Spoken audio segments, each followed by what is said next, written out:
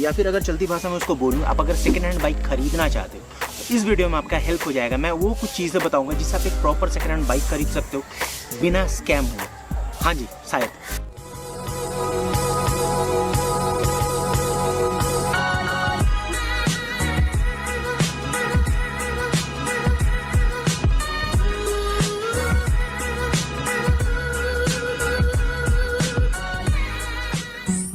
जैसे कि मान लो ये एक सेकेंड हैंड बाइक है और इसको मैं परचेज करना चाहता हूँ, तो मुझे ऐसा क्या क्या देखना चाहिए ताकि मैं स्कैम ना हूँ, जो मुझे बेच रहा है वो मुझे बेवकूफ़ ना बनाए, और मेरा जो पैसा है जो मैं इतना 70,000 80,000 1 लाख रुपए जो लगा रहा हूँ वो मेरा नुकसान ना हो। तो पहला पॉइंट हम लोग स्टार्ट करेंगे। गाड़ी का जो पहला जो आउटलुक है, जो बाहर से जो गाड़ी दिखता है, वो हमें अच्छे से चेक करना है कि उस पर कोई वेयर एंड टियर तो नहीं है, और अगर वो वेयर एंड टियर है तो उसमें कितना खर्चा आएगा रिपेयर करवाने में, और वो देख के भी हमें पता चलता है कि ये कितना पुराना हो सकता है गाड़ी, ये कितना चला है या फिर कोई एक्सीडेंट हुआ है। अभी जैसे ये मेरी गाड़ी है, ये मेरी गाड़ी टोटल चल चुकी है 63,400, मतलब ऑलमोस्ट 64,000 किलोमीटर ये चल चुकी है। तो ये 64,000 किलोमीटर के बाद हाल है, तो ये देख के उतना बताया नहीं जा सकता गाड़ी कितना पुराना है, बट कुछ कुछ चीज़ है ना वो सब देख के बता सकते हो गाड़ी कितना पुराना है। जैसे कि आप अगर इधर ध्यान दो कि ये जो डिस्क जो प्लेट है ये मेरा 64,000 ये चल चुका है, अभी तक चेंज नहीं हुआ है। तो आप इस यहाँ से पता लगा सकते हो कि जितना घिसा है, तो अगर मेरा वाला देखो तो लगभग 30-40 चलने के बाद ना ये काफ़ी घिस जाता है। बट इसमें भी एक चीज़ है कि ये सबके गाड़ी के साथ नहीं हो सकता, क्योंकि मैं पूरा अपना जो ब्रेक पैड है पूरा यूज़ नहीं करता हूँ। जब तक हाफ आता है मैं चेंज कर देता हूँ। तो जो लोग बहुत ज़्यादा यूज़ करते हैं, मतलब एक ब्रेक पैड को एकदम लास्ट तक घिस देते हैं, तो उनका इससे ज़्यादा घिसा होगा। तो कोई कोई सिचुएशन में ये जो मेरा जो अभी कंडीशन है देख के लग रहा है जैसे इसमें 30 to 40,000 चला होगा, बट किसी किसी के केस में ये और भी ज़्यादा चल सकता है, किसी किसी के केस में कम चल सकता है। बट इससे आपको एक रफ आइडिया मिल जाता है कि कितना चला हुआ होगा। जैसे भी यहाँ पे थोड़े थोड़े देख सकते हो आप, जो कलर डिसकलर हुआ है उस सब थोड़ा अंदाज़ा लगा सकते हो कि कितना चला है। इंजन के ऊपर से कलर उठ जाता है अगर सही से आप मेंटेन ना करो वहाँ पे। ये तो खैर क्रैश गार्ड है, इसका तो जाना बहुत नॉर्मल चीज़ है। फिर ये सब कुछ हिस्से से, फिर सामने वाले डिस्क से, अगर आपकी गाड़ी में डिस्क है, डिस्क वाला गाड़ी ले रहे हो तो ये सब कुछ चीज़ है। जैसे कि स्क्रैचेस पड़ना, तो मैंने अच्छे से मेंटेन करके रखा है, बोल के इसमें ज़्यादा स्क्रैचेस नहीं है, बट मैक्सिमम गाड़ी में आपको स्क्रैचेस दिख सकता है। तो इन सब चीज़ों पे आपको पूरा ध्यान देना है कि जितना मतलब ज़्यादा से ज़्यादा गाड़ी हो नीट एंड क्लीन हो, तब जाके ही आपका कुछ फ़ायदा हो सकता है। अब ज़्यादा नुकसान नहीं होगा और आपको पता चल जाएगा कि गाड़ी ज़्यादा चला है कि नहीं चला है। ये 1% हिस्सा है। और दूसरा सबसे इंपॉर्टेंट चीज़ है, आपके जितना गाड़ी में जो स्विचेस हैं उनको अच्छे से चेक करो कि वो कितना सही से काम कर रहे हैं, वो रिप्लेस हुआ है कि नहीं किया गाड़ी का, वो एकदम मतलब जो कंपनी के साथ जो आया था ना वही स्विच है। आपको हर स्विच आपको यूज़ करके देखना है कि कितने सही तरीके से ये काम कर रहा है कि नहीं, हर एक स्विच। कास्ट 24 लेके आया है इंडिया फर्स्ट एंड ओनली। अब आता है सबसे इंपॉर्टेंट हिस्से पे, ये चेक करो, अगर दूसरा कुछ आप चेक कर रहे हो चाहे ना करो, आपको ये चेक करना है तो गाड़ी के जो पेपर्स हैं वो आपको पूरी तरह से चेक करना है। बेसिकली देखो, दो ही तरह के आपको पेपर मिलेंगे। इंश्योरेंस और पोल्यूशन उतना ज़्यादा मैटर नहीं करता है, बट हाँ देती हैं, दुकानदार वाले देते हैं, बट उतना मैटर नहीं करता है। मेन मैटर करता है जो गाड़ी का आरसी होता है, जिसको मतलब स्मार्ट कार्ड बोलते हैं हमारे बंगाल में, जिसको ब्लू बुक बोलते हैं। तो वो आरसी के साथ गाड़ी का जो इंजन नंबर है उसके साथ मैच होना चाहिए। इवन जो चैसी नंबर है, चैसी नंबर आपका 2 जगह होता है। कभी कभी किसी के गाड़ी के वहाँ पे हैंडल के पास होता है, और किसी किसी गाड़ी में ऐसे सीट के नीचे होता है, पीछे वाले सीट के नीचे या फिर आगे वाले सीट के नीचे भी होता है, वो डिपेंड करता है। उसके साथ मैच करके देख लो। इवन ऑनलाइन भी जाके एम परिवहन ऐप में और भी सारे जो ऑनलाइन जो साइट्स हैं उसमें आप जाके चेक करके देख लो। उसके साथ साथ 2 और चीज़ चेक कर लेना बहुत इंपॉर्टेंट है कि गाड़ी पे कितने सारे केसेस हैं।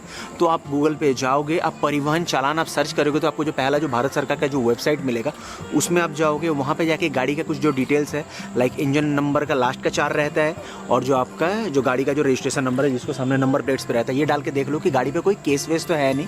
अगर केस है तो उनसे क्लियर करवा लो, वो मत लो। अगर माइनर केसेस है लाइक ट्रैफिक वायलेशन के जैसे होता है, सिग्नल पे है, तो उसका एनओसी याद से लेना कि उसका फाइनेंस क्लियर हुआ है। तो ये जो पेपर वर्क में जितना डॉक्यूमेंटेशन वाले, ये चीज़ याद से चेक करना, वरना आप गाड़ी का नाम ट्रांसफ़र नहीं करा पाओगे और एक तरीके से आप कह सकते हो कि ये चोरी का गाड़ी साबित होगा। तो इसका ध्यान देना। और बाकी 2-3 चीज़ से आप पता लगा सकते हो गाड़ी कितना चला है। जैसे कि एक जो चेन स्प्रॉकेट होता है वो नॉर्मली गाड़ी का मिनिमम 15,000 किलोमीटर यानी 15,000 किलोमीटर चलता है।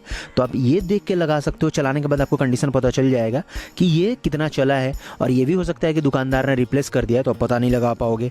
इवन टायर को भी आपको चेक करना है कि जितना वो किलोमीटर वो लोग क्लेम कर रहे हैं, लाइक 10,000 किलोमीटर, तो ये 10,000 जितना घिसा है कि नहीं, तो उससे भी आप पता लगा सकते हो। बट यहाँ पर भी एक प्रॉब्लम है कि जो दुकानदार है वो टायर चेंज करके ही बेचेंगे। तो इसका मतलब अगर दुकानदार ने सारा पार्ट्स अगर रिप्लेस करवा दिया है एक गाड़ी में जिसको दुकानदार बोल रहा है कि 5,000 चला है बट गाड़ी चला है 20,000 बट उन्होंने पार्ट्स रिप्लेस करवा दिया है, तो आपको कैसे पता चलेगा कि ये सच में उन्होंने चेंज कराया है कि नहीं। और गाड़ी का जो मैन्युफैक्चरिंग डेट है, लाइक पकड़ लेते इसका 2020 का मैन्युफैक्चरिंग डेट है, तो जो मतलब दुकानदार जो क्लेम कर रहा है ये सिर्फ 5,000 चली है, तो फिर वो कैसे पॉसिबल है। 5,000 चला है तो 5,000 में टायर तो नहीं घिसना चाहिए। तो आप कैसे पता लगा सकते हो। देखो दो चीज़ है इसमें, एक शायद आप ना कर पाओगे बट एक चीज़ आप कर पाओगे। देखो एक क्या है जो आप नहीं कर सकते, आपके लिए पॉसिबल नहीं है, सबके लिए नहीं है। जैसे कि देखो मेरे गाड़ी का ये जो ओडोमीटर है ये है 63,393 किलोमीटर, ठीक है, बट इसको डिजिटल को भी कम किया जा सकता है, जो OBD स्कैनर आता है उसमें डाल के इसको कम किया जा सकता है। तो आप अगर पॉसिबल हो तो मशीन लेके किसी जान पहचान वाले का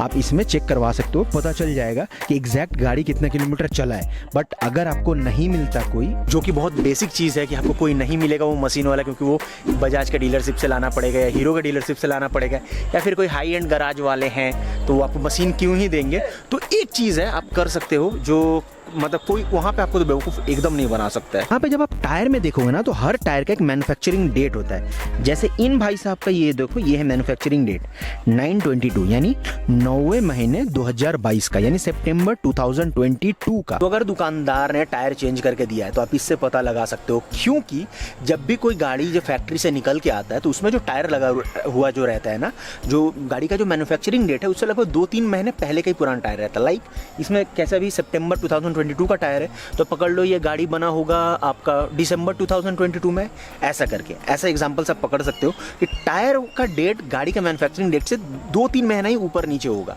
तो इससे आप क्लियरली पता लगा सकते हो कि वो जो टायर गाड़ी में है उस गाड़ी का है कि नहीं, जो फैक्ट्री फिटेड आया है। अगर वो रिप्लेस्ड है दैट मीन्स गाड़ी मिनिमम तो 20,000 चला है, क्योंकि जनरली लोग 15 to 20 to 25,000 के बाद ही लोग टायर चेंज करते हैं। जैसे मैंने पीछे का टायर मेरा 15-20,000 मेरा चेंज हो जाता है क्योंकि मैं बहुत ज़्यादा राइड करता हूँ। वहीं पे मेरा सामने का जो टायर है अभी टोटल 38,000 किलोमीटर चल चुका है बट अभी तक मैंने चेंज नहीं करा है। तो इस चीज़ से आप एकदम फुल प्रूफ तरीके से आप पता लगा सकते हो कि जो गाड़ी में आपका जो टायर है वो उसके साथ है कि नहीं। अगर उसके साथ का है दैट मीन्स जो उसका मैन्युफैक्चरिंग डेट है उतना ही चला हुआ है, तो आपको पता लग जाएगा कि हाँ जो दुकानदार बोल रहा है कि नहीं ये सिर्फ 3,000-4,000 किलोमीटर चला है, तो उससे पता लगा सकते हो। और अगर उससे ज़्यादा है दैट मीन्स उसका जो टायर है वो रिप्लेस हुआ है। और अब आता है फाइनल चीज़ पे कि आपको गाड़ी को आपके जितने गियर का गाड़ी है, लाइक 4 गियर 5 गियर 6 गियर, सब पे आपको चला के देखना है 1 से लेके 6 तक। बहुत डीलरशिप वाले होते हैं वो बोलते हैं नहीं भैया मैं ज़्यादा दूर ले जाने नहीं दूंगा, मत लेना, ठीक है। आपको सब पे चला के देखना है। क्यों चला के देखना है? 6 गियर मतलब 6 गियर पैनियंस होता है। जनरली तो ऐसा होता नहीं है बट बहुत केसेस में ऐसा हुआ है, मेरे दोस्त के साथ हुआ है। तो इसमें क्या होता है कि मान लो जैसे कि 1 2 3 गियर तक गाड़ी एकदम सही है, पर चौथा गियर का जो पैनियन है, उसका जो 4th गियर का जो पैनियन है वो टूटा हुआ है। तो आप 3rd गियर तक तो आपने चला है, आपको दिखा कि भैया यार इंजन तो एकदम मक्खन है, बट एक्चुअली में जो प्रॉब्लम स्टार्ट होता है वो 4th गियर पे है। बट और इंटरेस्टिंगली जो आपका जो 5th और 6th जो गियर है वो एकदम सही है। तो आपको क्या होगा जब 3rd गियर तक आप चलाते हो, आपको वो बोला कि इस गली में भैया चला लो, आप गली में चला रहे हो, आप थोड़ा दूर जाओगे 20 के स्पीड में जाओगे, 20 के स्पीड में हार्डली आप 2nd गियर तक जाओगे, मैक्स टू मैक्स आप 3rd गियर पे जाओगे, तो वहाँ पे आपको कभी नहीं पता चलेगा कि आपके इंजन में क्या प्रॉब्लम है। तो हमेशा पूरे सारे गियर्स पे चला के देख लो। या फिर इससे भी एक अच्छा उपाय मैं आपको बताता हूँ, सच बता रहा हूँ, अगर इतना कुछ आप नहीं कर पा रहे हो तो आपका जो कोई लोकल जो गराज वाला है उसको बोलो कि भैया चलो मुझे एक गाड़ी लेना है, प्लीज़ मेरे साथ चलो देख लो। उन भाई को दिखाओ। हाँ, गराज वाला थोड़ा विश्वासी होना चाहिए कि आप मान लो जिससे ले रहे हो गाड़ी, वो उसके साथ उसने सेटिंग कर लिया 1000-2000 रुपये के लिए, वो भी आपका चूना लगा सकता है। तो ये एक चीज़ है जो प्रैक्टिकल चीज़ है, जो मैंने होते हुए देखा अपने दोस्तों के साथ, मेरे साथ तो नहीं, बट हाँ ये प्रैक्टिकल चीज़ है, इस पर आपको ध्यान रखो। सो आई होप आपका जो भी क्वेश्चन था, जो भी डाउट था, मैंने क्लियर